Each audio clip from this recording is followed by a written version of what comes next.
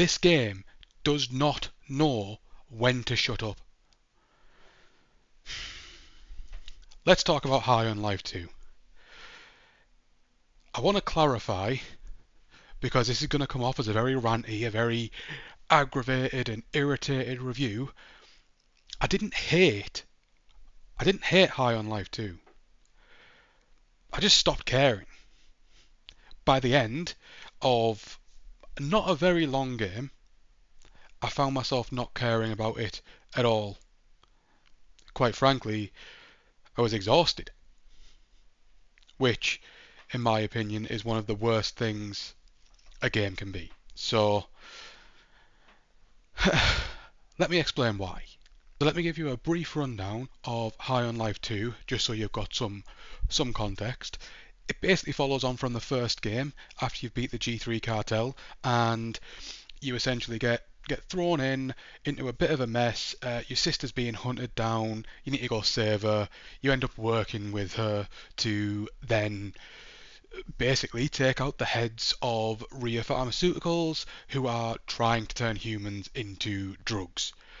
And that's basically the story. It's around 15 hours is what it took me. I did a little bit of side content. I didn't do all of it, but I did a little bit. If you wanted to push it, do everything in the game, get all the loot boxes and all those kinds of things, you could probably push 20 or more hours. But it's not a long game by any means. Okay, so just keep all of that in mind. Now that we've got the brief story out of the way, and obviously this is going to contain spoilers in some way, shape or form, whether it's story or characters or whatever it might be. I would like to talk about my biggest issue with High on Life 2. Because as I said before, I didn't hate the game, and I don't hate the game. But by the end of it, I was worn out, I was exhausted. The main reason for that, this game genuinely did not know when to stop. From start to finish, it was one joke after another, after another, after another. And these jokes are everywhere. They are on everything, all of the time. All of the time. And I do not know who thought that this was a good premise for a 15-hour game. I was worn out. I don't go and watch Rick and Morty for 15 hours because after a couple of episodes, I'm like, okay, that's probably enough. I'm good. I don't need any more. Thank you. But this game just took it to the extremes and it was exhausting. From any character you meet in the game, any character, it's just jokes. All of the weapons are joking with each other. All of the adverts around the city and beach and zoo are jokes. Anything that gets passed across the player's eyes, it's just a joke. And it's not even as though there was nothing serious they could have done with the game. Right? You are fundamentally dealing with what you would think is a quite serious issue. Humanity is at risk of being herded like cattle to be put into drugs. You can make serious tones out of that, but there was none of it. There was absolutely none of it. Okay? There was no serious conversations. There was no like sitting down with your sister and having a little heart to heart. There's no having a little heart to heart with your parents, because even when you go and find your dad out in a cult, it's all comedy all of the time. Just take a second. Just a second to stop talking to me. Stop having guns pop up, talking to each other in the background. Stop having adverts blaring. Stop having people trying to call you and make jokes. Stop having random citizens in the middle of anywhere that you go have these comedic moments. It is best in doses, as is everything in life. If I stood here and just started being fully miserable the entire time, you'd get sick of it and you'd leave. It's the same with this. It is too much all of the time. By the end of it, I didn't care about the game, despite there being funny moments at the end, despite there being interesting moments at the end. I want it to be done. I don't want to continue playing. I finished the game and I uninstalled it. Like that. Like, it's draining to me. I struggled to find anything funny after playing this game. I was worn out. Now, with all of that being said, let's move on a little bit, and I'm going to be real, most of this isn't going to be all positive and happy and me jumping around and screaming its praises, because it kind of continues in other areas, right? It's only this time it's not that they're so funny that they're insufferable. This time it's you get to the characters and there's no depth. There's nothing. What? Build character. Why? Tell me why when I'm seeing my sister for the first time in God knows how long, all I get is abuse. All I get is, no, I don't need your help, piss off. Like, I get it, you might be a bit stressed because you've just lost your team, but also, I'm supposed to be your brother here. I'm trying to help you out. I've just saved you from a bunch of bounty hunters. Maybe show a little bit of thanks. There's none of that from the start to the end of the game with Lizzie. There's nothing but random bits of abuse from a dumbass kid that sells you things back at HQ. Hurry up and buy something already, dipshit. There's most of the guns are just kind of there and aren't particularly in depth or fun. There's a couple who I actually did enjoy. One was Travis, who you meet first. Oh God, I miss my beautiful sexy wife. I love you, baby. And he's an absolute mess, and you meet him and you need his other ticket to get onto his ship to go and deal with one of the bosses, right? And with that, Travis is hilarious. He's an absolute mess of a character, fully just midlife crisis, like what is it, like 40 odd or something. He's an absolute disaster of a character. His marriage is falling apart. He thinks it's all done, and you end up going on a crazy night out, trying to convince him to get you onto the ship and all of that kind of thing. And it's pretty funny, honestly, when you first meet him. It's a good laugh, and then some of the other guns have a bit of a rapport with him, just like poking fun at him and things like that. And it is pretty funny. And then a bit later on, or rather when you lead up to this section later on, when Jan comes into it, Jan's calling and she's having a go at Travis. Hey there, I got an incoming phone call from someone named, Jan? Oh my God, it's Jan. Oh, don't answer. Do not answer. Too late. Travis? Is that you? Where Uh-oh. the hell are you? You better not be on that cruise! Oh no. baby. I can't talk right now. For fuck's sake, what is it now? I'm being accused of murder. Very funny. And all this, and it's just this crazy little marriage dispute that builds and builds and builds until you get Jan in a section a bit later on, and she helps you and becomes a part of your team, and Travis and Jan, they make up, and it's very like these two weapons are probably the only two that I fully enjoyed. Most of them were just kind of there. The only other one that I would say had some kind of substance, as it gets revealed later on, is Creature, who it turns out was experimented on and everything, and it kind of ties back into Rhea Pharmaceutical, and he just kind of realizes that he used to be really smart and all of those kinds of things. But even then, it's not really played on much. It's kind of a brief moment towards the end of the game, and that's it. There's no depth. There's no depth to any of these weapons. There's no depth to any of the characters that you come across. There's no depth to your parents, to nothing. Everything that you see is everything that you get.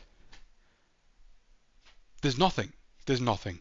And it's, unfortunately, just a bit of a letdown when it comes to the characters. There's nothing fun. If everyone is just funny and sarcastic and quirky, then no one's interested, right? It's just there.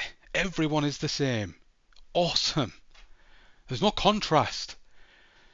There's no I love this character or I hate this character. It's I don't care. I don't care.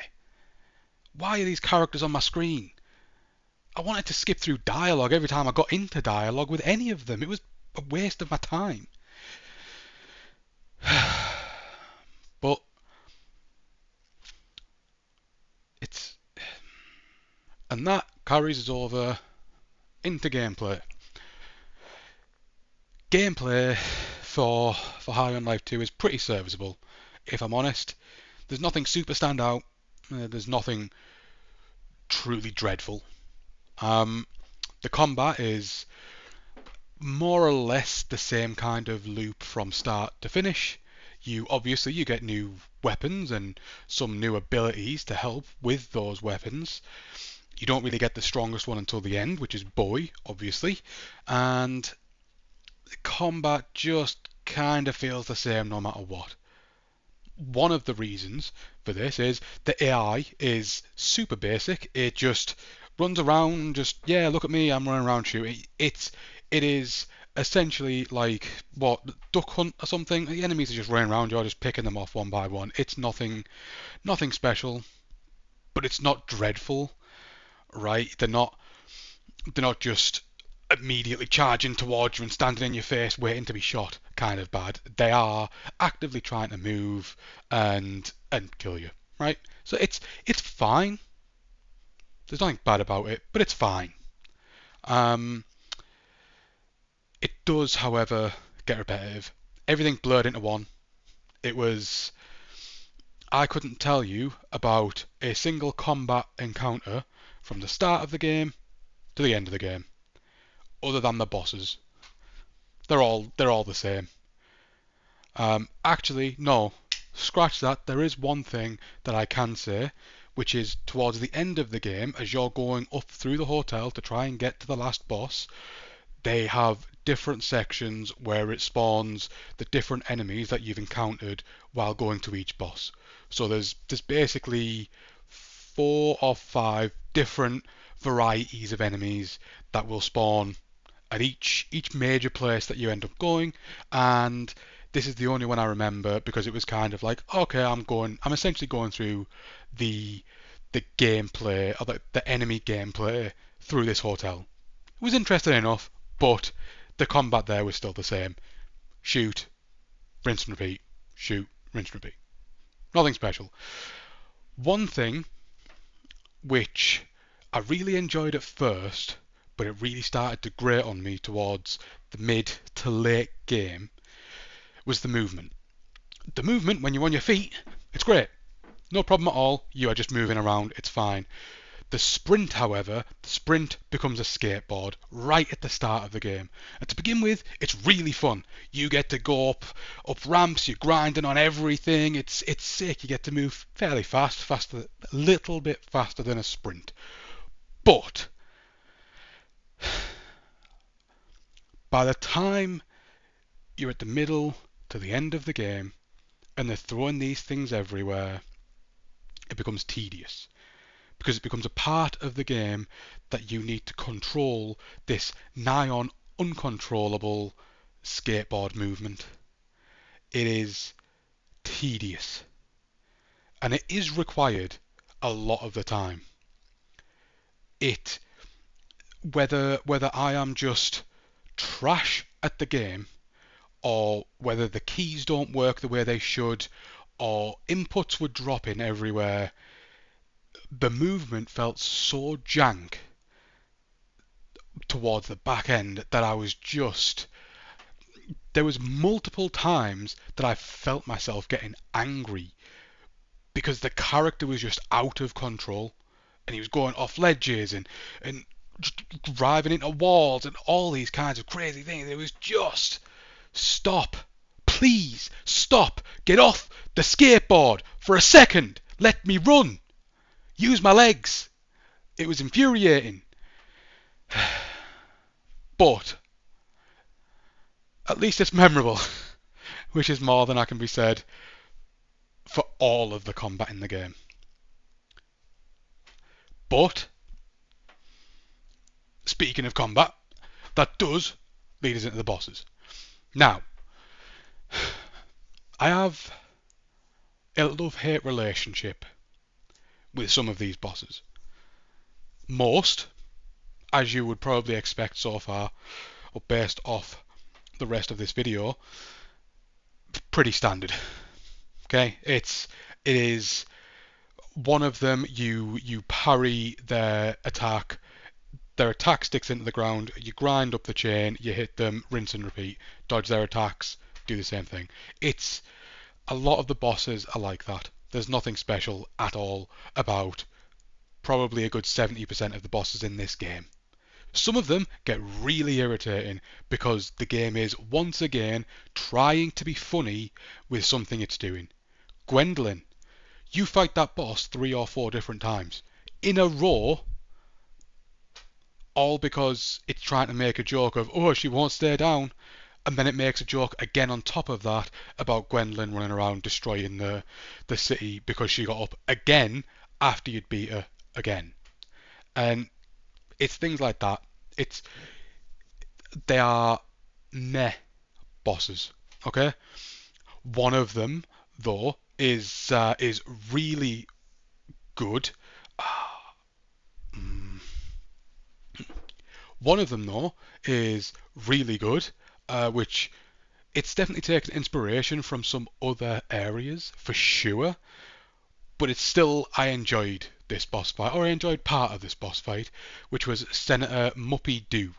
So this guy, he's a snivelling little weasel, and all he does is runs away from you constantly throughout the entire fight. You try and hit him, and he's throwing out his security because he's fucking got them like pokeballs.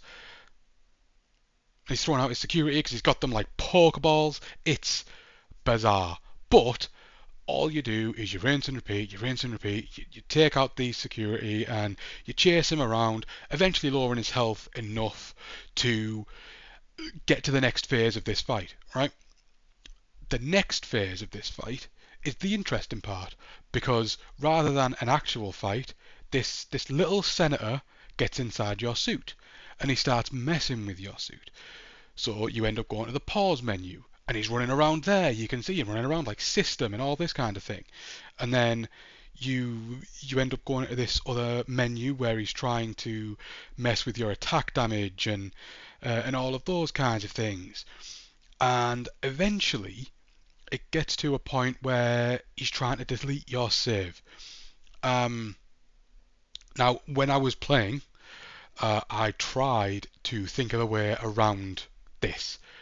My thinking being that if this game's going to go so far with all of its humour and crazy ideas that it's trying to do, it's going to stick to its guns. And if I click reboot, reset, it's a factory reset button, it's going to delete my save, start me from the beginning, and we'll need to go through this entire thing again.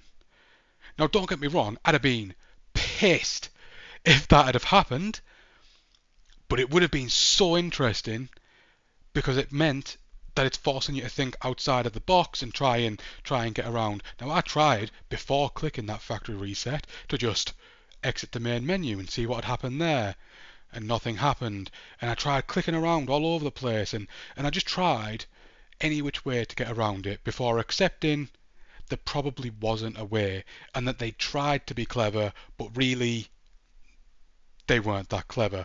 And so you click the factory reset, and it goes through, and Suto manages to save your data, and you get rid of him out of your suit, and you beat the boss, and it's just kind of, it ends as a whatever. I would really have liked it if they'd have stuck to their guns, forced people to think outside of the box, and come up with a way to get him out of that system. Otherwise, you actually have to delete your game, rinse and repeat until you beat the boss properly, you know. But for those little faults, I do appreciate that they tried something new and fun, because for the most part, they didn't. In any of these bosses, they were very generic. So I do appreciate that one. The other one is the final boss. It's Super Nipulon, I think I want to say his name was. That's how forgettable most of these are, by the way, that I struggle to remember half of the names. So this boss fight is so I don't know, and I can't tell you with 100% certainty whether I was exhausted because the boss fight does take a while to complete, or if I was exhausted because I was already done with the game by the time I got to this point. But I will try and be as objective as I can, because I completed the game yesterday, and I sat for a while just trying to decompress and figure out my thoughts and try and think logically about these things. And so I came to the conclusion that this was a well-designed boss fight, if somewhat long-winded. You basically end up in a courtroom, and all of the decisions that you've made previously in the game, some you for sure know about, and some are just kind of like throwaway ones that you wouldn't think would make a difference, but do. They impact what happens in this courtroom, in this hearing. So it's about, I want to say, 20-ish minutes of going through these court proceedings, and witnesses are brought up, and you're having these discussions, and you get awarded points, and all of this kind of thing. And it's fine, it's okay. There's nothing inherently wrong with it. I thought it was kind of a cool way to show that certain things you were doing in the game had an impact. That was really fun. That was a good idea. This then leads into the final actual boss fight, where you end up in a little bit of a fight in the courtroom, and then he forces drugs down your throat, and you end up on this weird trip doing a boss fight. Now, this boss fight itself, looking at it logically, again, because I was already exhausted by this point, I thought was really well designed. I thought it was really cool. It used the movement systems that you'd hopefully built up and learned how to do throughout the game. So you were on your skateboard the entire time, going down essentially a long runway with various obstacles to avoid, things to grind on, walls to ride on, those kinds of things. While doing that, you also then had to start switching up the weapons. So it started taking you through each and every weapon ability to be used from start to finish. So you would use Squeezy, you would use Gus, and the others. You would use them, right? And you would go through, and each section would require this ability before doing more damage to the boss, switching section, different ability, so on and so forth. And I thought that was actually a really cool way of ending the game. It forced you to use everything at your disposal that you picked up throughout the entire game. And there is nothing at all wrong with that. I think more games, honestly, should do that. I think more games could learn from this, because I've played far too many games where I've got to the last boss and I'm just spamming the same thing over and over and over again, and that's a tedious boss fight. This forces you to use everything. It's good. It's good. Genuinely, props to them for this boss. I do appreciate that. Now, a little bit on the side content here, because I realise I mentioned it earlier on, but I didn't really delve into it. So, the side content isn't bad.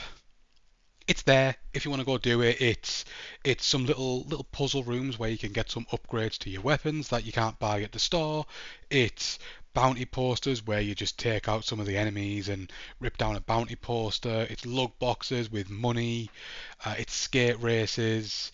Just little things like that. There's nothing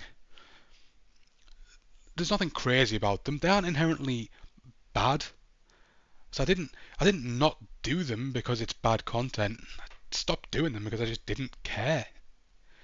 They didn't offer me anything that would really impact the rest of my game because the components, the extra components for your weapons that you can get at the store were already upgrades enough for me to finish the game without any issue.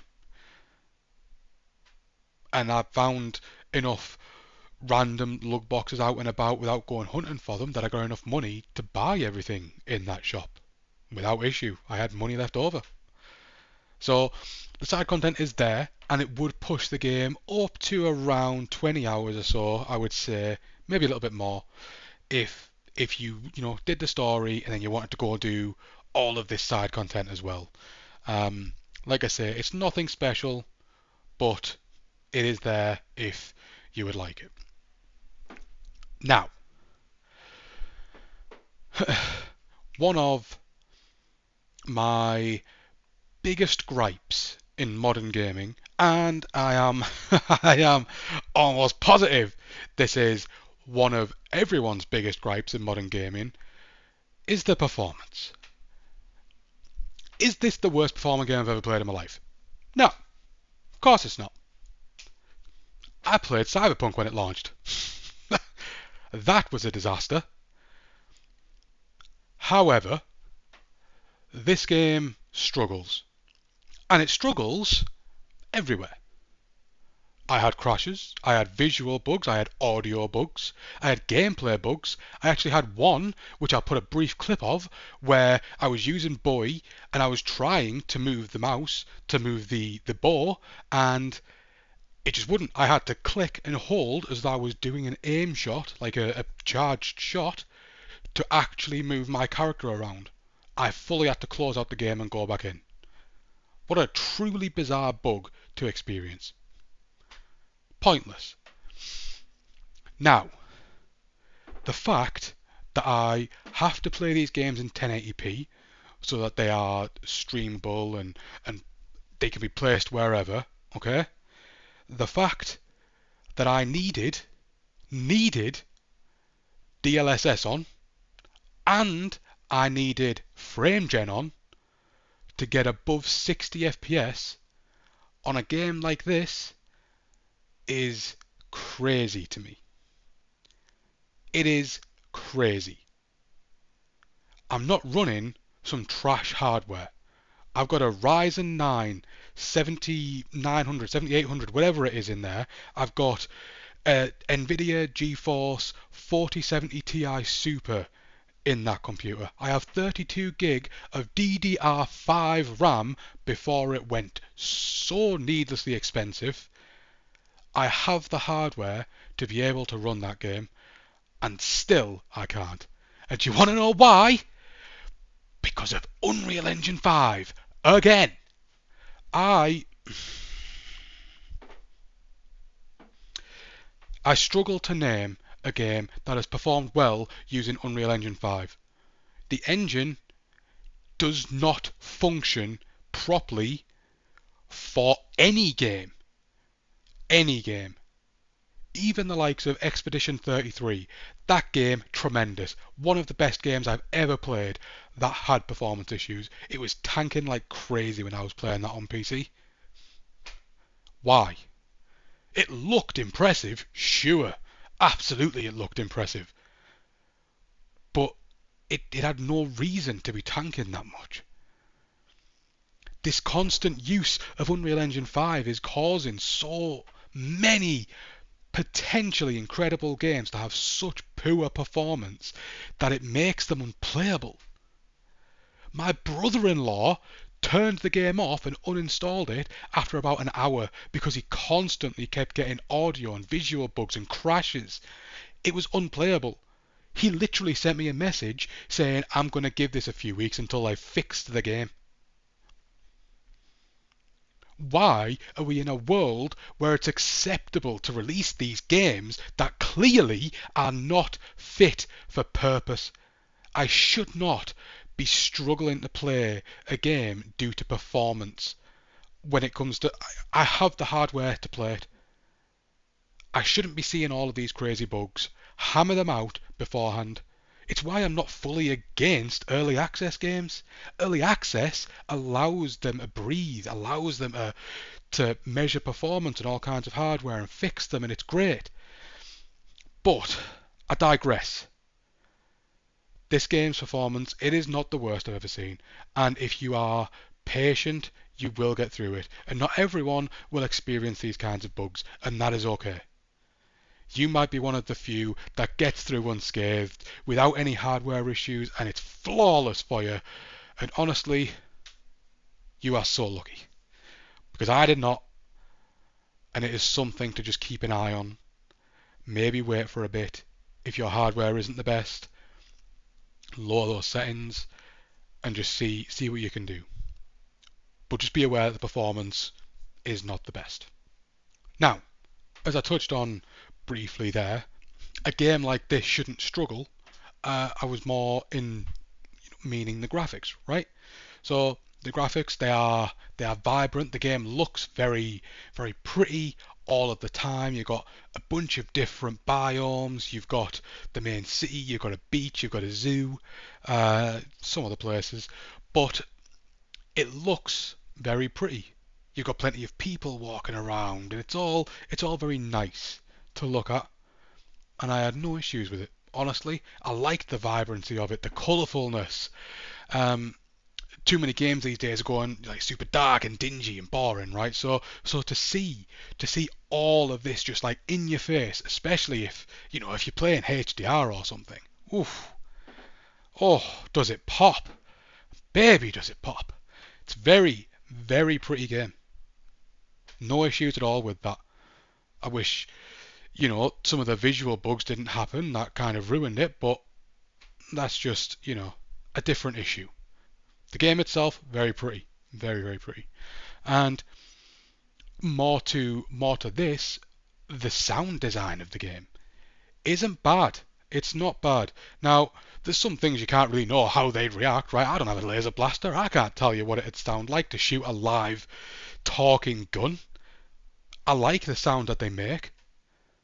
And I actually really like the vast majority of voice acting in this game. I thought they all did a very either serviceable or very, very good job, right? None of them stand out as being the greatest performance I've ever heard in any game ever, but they are good, especially the weapons.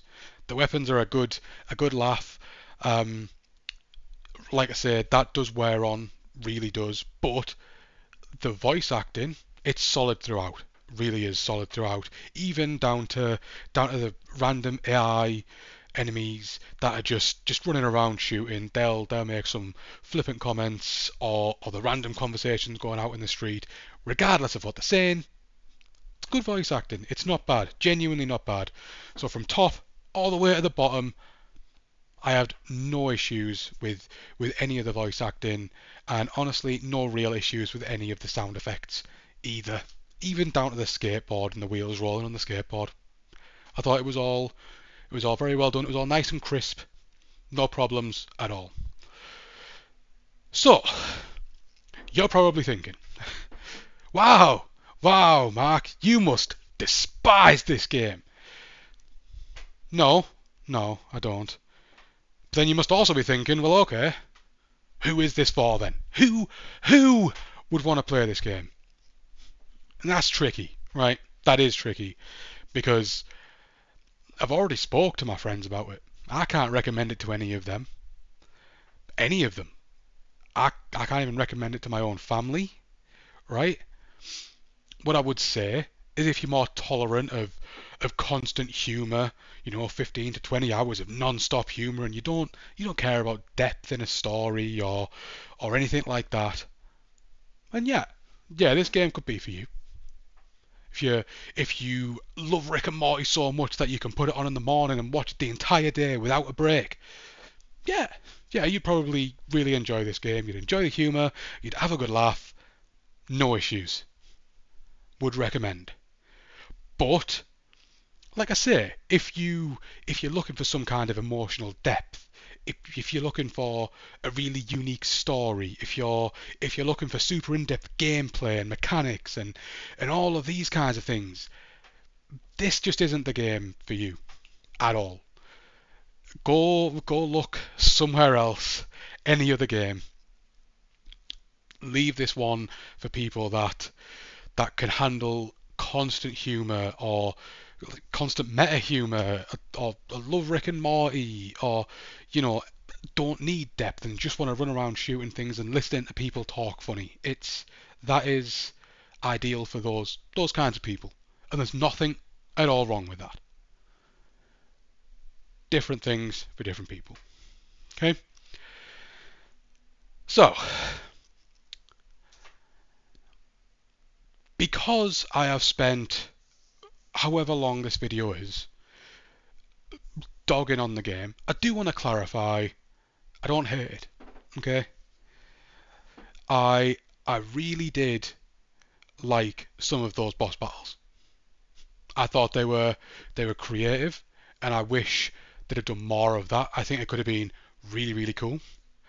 I really did like the art style. I thought being vibrant and just bright and just in your face, and even some of like the alien choices and all those kinds of things. I thought that was really really fun.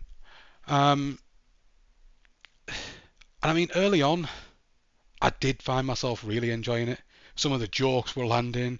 One of them against the lizard, where Lizzie tells him to fuck off back to the Teenage Mutant Ninja Turtles game he came out of. Peak. I love that.